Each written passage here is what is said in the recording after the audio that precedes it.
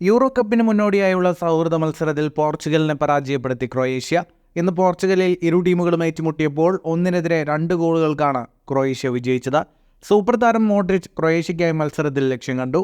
പോർച്ചുഗലിനെതിരെ Croatia നേടുന്ന ആദ്യ വിജയമാണിത്.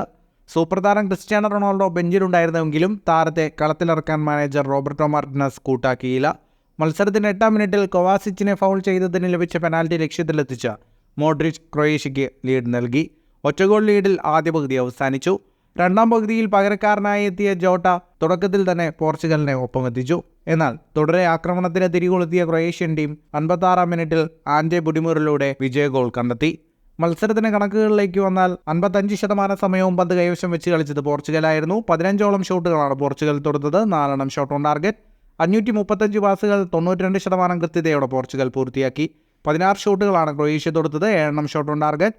442 പാസുകൾ 81% കൃത്യതയോടെ ക്രൊയേഷ്യ പൂർത്തിയാക്കി. ഇനി യൂറോയ്ക്ക് മുൻപ് ജൂൺ 12-ന് അയർലൻഡിനോടുകൂടി പോർച്ചുഗലിന് സൗഹൃദ മത്സരം ബാക്കിയുണ്ട്.